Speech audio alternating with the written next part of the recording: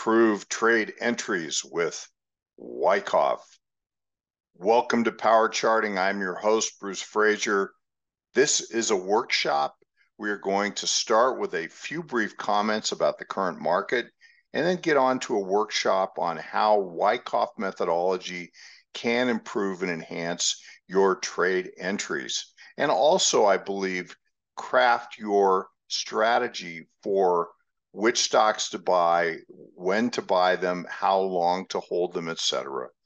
Here is some brief comments regarding the current state of the market. It's such an interesting place at this time. And you can see here the fear and greed, which we've looked at in the past. Back in September of 22, it was at a very lowly reading of 14. Today, it's at, as of June 14th, it's 81. And that's important. We look for the high watermarks. Now, that doesn't mean this couldn't go higher. Let's hope that it does. But in fact, if we go back and look at the extremes of sentiment, and this is just one type of a measure for sentiment, is we see here in late September, October, the beginning of the fourth quarter of 2022, that the stock market was very, very low, had a really big decline from the August peak, and there was a tremendous amount of pessimism as the Fed was continuing to raise interest rates at a brisk pace. These red dots represent the areas where the market peaked out. You can see here the level of the market when the sentiment reached these extremes. This was high 60s, low 70s, and now the highest reading yet, above 80. Now, this appears to be, and the reason for this, I believe, is because the expectation is that the Fed will stop raising rates, among other things, but this has given some confidence to participants in the market. We will have a look at interest rates here in just a second, but I just want to keep you focused on the idea that we want to be operating in opposition to the extreme sentiment readings. We go with the sentiment as it's going up or going down, but we're very cautious about the extremes that it reaches, and we turn to our tape reading to know what to do, when to do it, and we'll look more at that here in a minute. This is the U.S. Treasury 10-year yield. This is a swing trading count of yield, and this, where it says over here, say 28.00, that's 2.8%. That is the rate of the U.S. Treasury 10-year. At the time of this chart, June 27th, the rate was 3.747 at that time.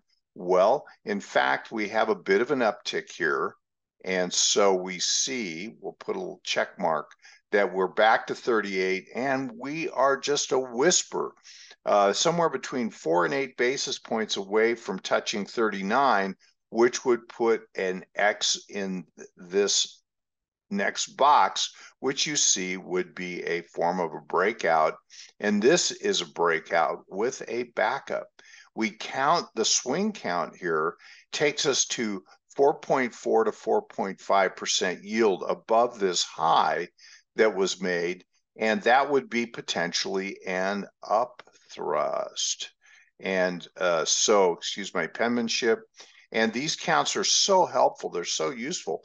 Look at this beautiful swing count here, 14 columns times one box reversal, and you can see, and then the scale here is 1, but you have to move the decimal point over, but for calculation, you just multiply by 1. So it's 14. The count is 14 from the low and from the count line. We see here that we reached a reading of 4.2, 4.0, and that was very, very close, one box under the extreme count that it reached, which produced a range-bound condition. And that's absolutely beautiful, because this shows that, in fact, that's what happened. After that, building a new count now. If it can follow through here, it could very well make a minor new high. And that could coincide with the Fed. Chair Powell met with all the central bankers, I believe was 2 days ago or yesterday, and recording this on Thursday, and said expect a couple more rate hikes this year, even though they paused at the last meeting. Well, if in fact we do get 2 more rate hikes, it could very well propel the 10-year up to a minor new high. Oh, brief announcement. Roman and I recorded a Wyckoff market discussion free session on Wednesday. It was a great show. I thought it was quite good, covered current markets for many of the important markets that you may be interested or be trading in.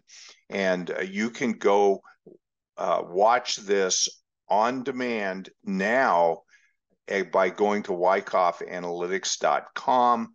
You can see the website for this page here, and then you can click on this button and you are on your way, and you can watch part or all of that. I thought it was a good show.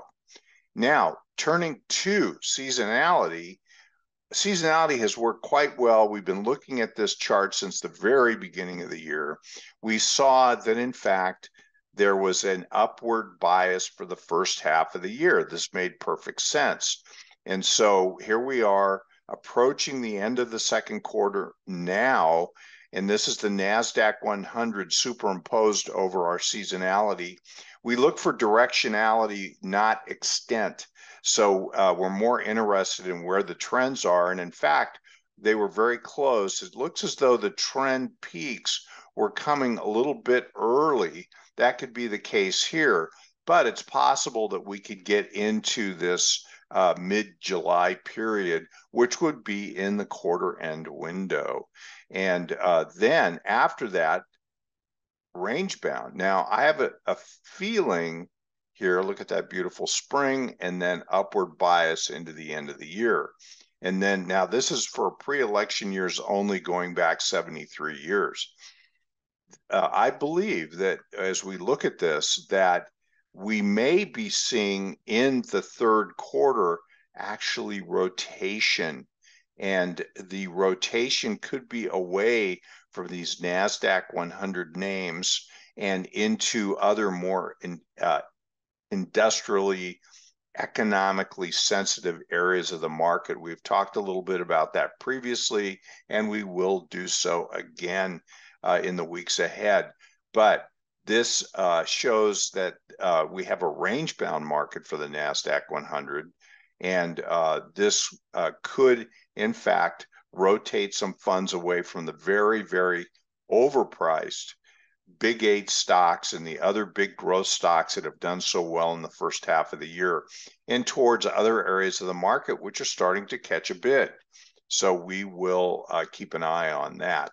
Now, just for the heck of it, let's look at the S&P 500. S&P 500 has been a little bit more of a laggard in comparison to the NASDAQ 100, and it's more associated with more of the economically sensitive stocks, even though the big 8, I think, are all in the S&P 500. And you can see here that the peaks have been maybe slightly early, but look at this beautiful advance that we had at the end of the second quarter, and now we've turned off of that, have another push up, range bound. Again, this is the same seasonality chart, and so we will keep an eye on that, but I wonder again whether rotation might be the story in the third quarter, and we will know by looking at the tape, watching the tape. Speaking of which, let's look at a form of breadth. This is the bullish percent index. This is all of the stocks in the NASDAQ 100 stocks, and it is using the bullish percent concept, which is counting the breakouts of the point and figure charts for the individual stocks. So each stock gets an equal vote. Note here that the January rally had much better bullish percent breadth than did the March rally or the May rally or the June rally. So you can see diminishing thrusts in the bullish percent, which in fact, in my mind, means that this is a market that is narrowing. And so we have a narrowing market away from many of the stocks, even in the Nasdaq 100, that aren't the mega cap, super big companies like Apple Computer, which is approaching a $3 trillion market cap. And here you can see the acceleration here, which has somewhat of a climactic quality to it, into the highs that were made mid-June, end of the second quarter, as we approach the extreme of seasonality. And we see that the internals of the market are really not expressing the internal strength. We will look for rotation, see if strength is coming into other areas of the market that are away. I think there's logic for this because I do believe that many of these institutional investors that are overweighted the Nasdaq mega cap stock names are not, they're always going to own them. They're never going to really under own them in a bull run, but they have had so much appreciation in the first half of the year that they raise cash and reduce allocations somewhat, even though when you look at the allocations in their portfolios, they're still dominant over capitalized or overweighted stocks, as is the case in the big indexes like the Nasdaq 100, which is a cap weighted index. Now let's turn our attention here to our workshop, our case study, and talk about entries. We are going to reference a power charting blog that I wrote back in 2016. You can go back into the archives, read these blogs, look at these charts, etc. And I want to, let's see, do I have my pen here? Okay, so here, this is the case. This is schematic number 1, which is a schematic which shows a spring, which is a slight breakdown below the secondary test in phase B of an accumulation structure. Actually, the example we're going to do today is not a schematic number 1 type stock, but this is a very good example, and it makes a very good point. One of the things I want to emphasize is that once you get a selling climax in an automatic rally in phase A, then you can draw resistance and draw support. These are such important tactical methods that you have in your toolkit, because anytime you break the selling climax with a secondary test, as is the case here in phase B, that is where the institutions, the composite operators, the super duper smart composite operator types, will identify this as a value zone. The reason that they see that here is at this price level is because of the outsized rally that was able to follow the selling climax. So they see other investors, or maybe themselves, as buying at this level and supporting the market. And so they expect the market to be supported again in this price zone. And so they will continue to buy shares all the way through the support area, not what a Wyckoffian will do. We want to get on board with the composite operator types when they are done accumulating. And at that time, we would say that the market is absorbed. And so this is, and the reason that we want to wait is because note what happens after we get that final testing in phase C here, which is the final test of the lows, and then phase D is the final rally into resistance and the beginning of the uptrend, which we call phase E. These are such good concepts. Test of the spring. For those that are, I'd say, more aggressive, is a place to start to or initiate purchases. And my preference is to see the spring, the test, and then a good demand bar off of the test, which shows that the support is in fact holding, and the big strong demand bar shows that the market wants to run up back towards resistance again. The speed of the advance of this move from phase C lows to resistance is a huge tell about how the market is going to act going forward. And then the inability to have a big, deep reaction back into the structure after this strength is a very important tape reading clue that this is an absorbed stock that now is in the very strongest hands. Difficult to buy in quantity for institutions. And so they will start to buy on the way up. The composite operator types have been systematically doing their absorption all the way through the accumulation zone. And so they are the ones that have absorbed, where the other institutions are following along afterwards. And these institutions are, really, for the most part, very, very good at what they do, the ones that follow the composite operator types, because they are getting in early as accumulation is completing. The other institutions will come on later and later as the uptrend is defined. So keep that in mind. And the entry points are on the spring, on the last point of support, more on that in a minute, and then on the backup LPS, which is off the jump across the creek, which starts the uptrend. Here is an example from the blog on April 15th, Power Charting blog. And you can see here, keep this chart structure in mind, because this is very similar to the case study we're going to do in just a moment.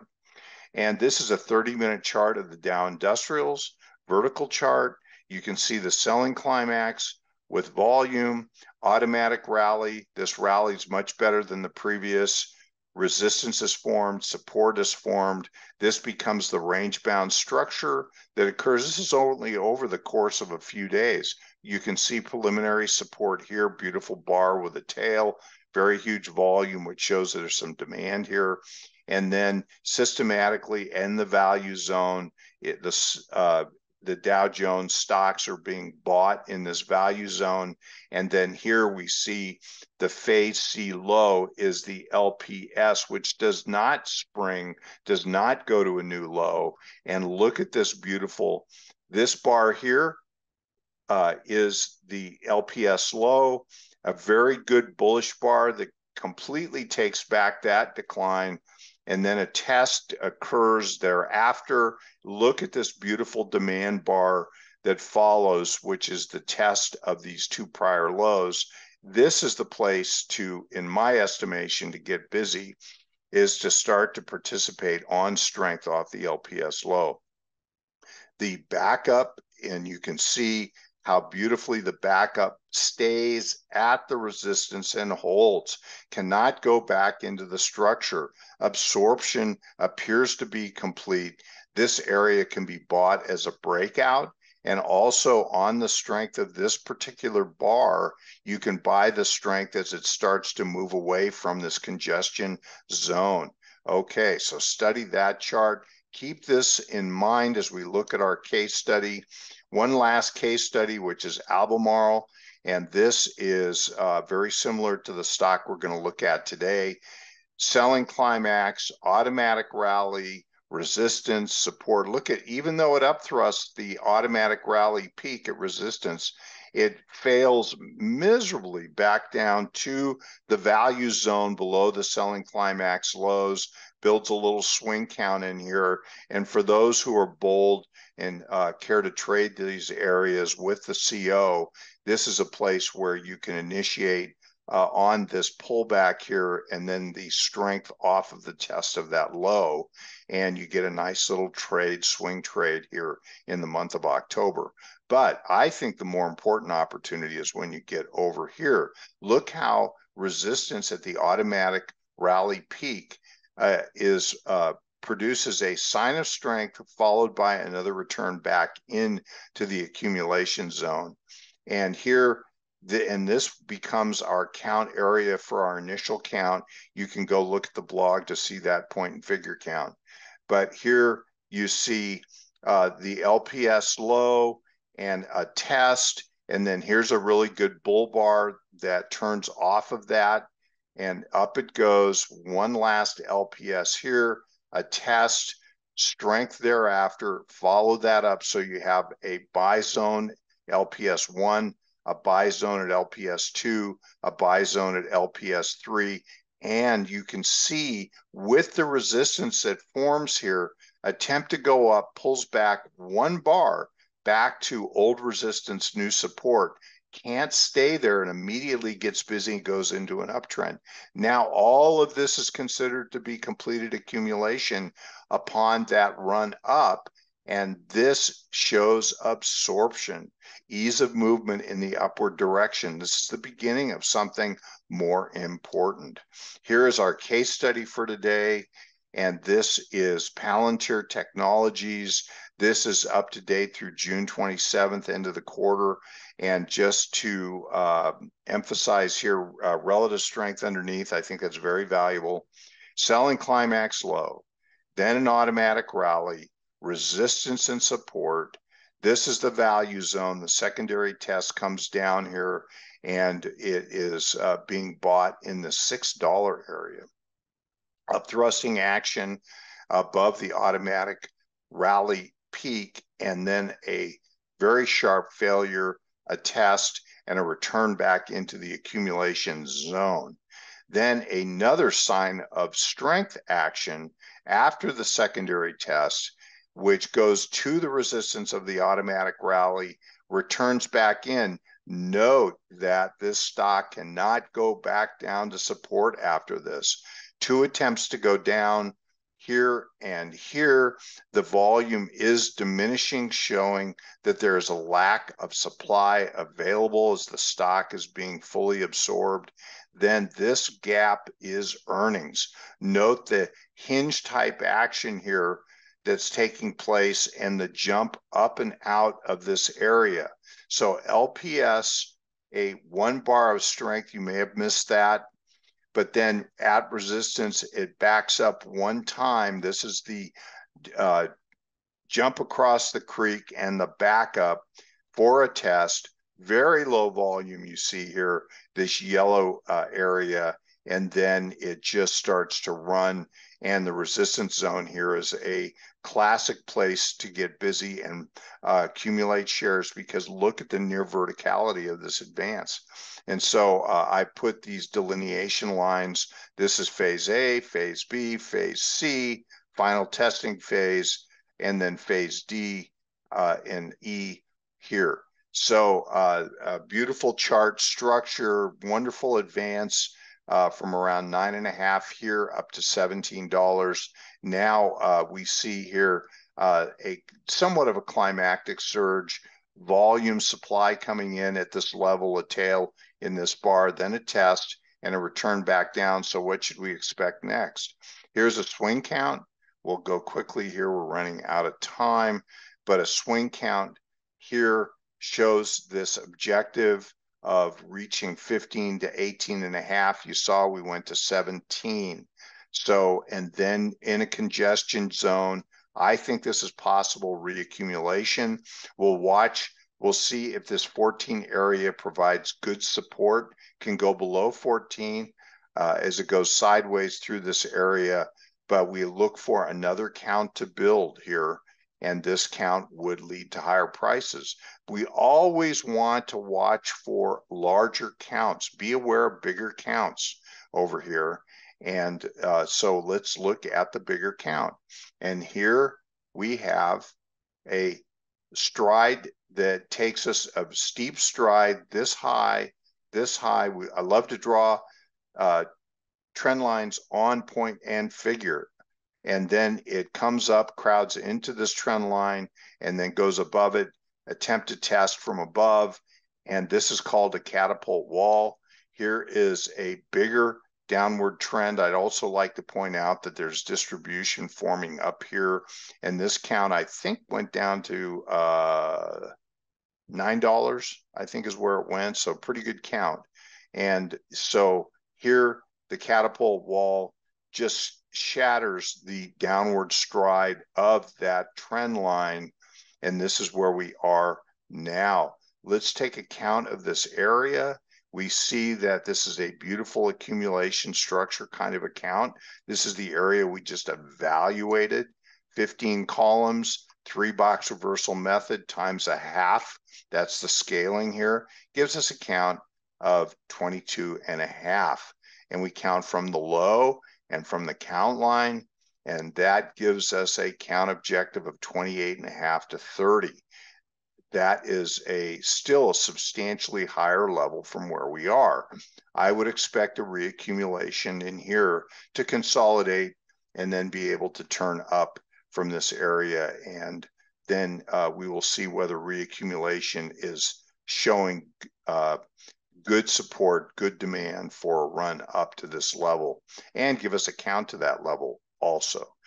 Keep in mind also that this could be a bigger count. And so here's our chart notes for this, and then we'll sign off. Distribution formed, big markdown occurred, went from 42 down to 6. Downward stride was reversed on 2 levels. Accumulation structure formed thereafter, which is exactly what we look for. And then we have a beautiful catapult wall, which is that incredible restriction of supply, absorption of shares, which allows a stock to move abnormally upward after an accumulation. And this is the reason it happens that way. Absolutely a brilliant concept from Mr. Wyckoff. Larger count is possible. And so keeping those things all in mind, there we are. That's what we have for today. I hope you enjoyed it. And if you really, if you like these case studies, give me a thumbs up in the video. And also, if you have ideas for future case studies, I can't cover them all, but please, put them in the comment section there, and we'll have a look at it and see whether or not it really fits the Wyckoff process, and we could do a case study on it. And with that, thank you so much for being here. It's always a pleasure to be with fellow Wyckoffians and future Wyckoffians, and we will see you next time.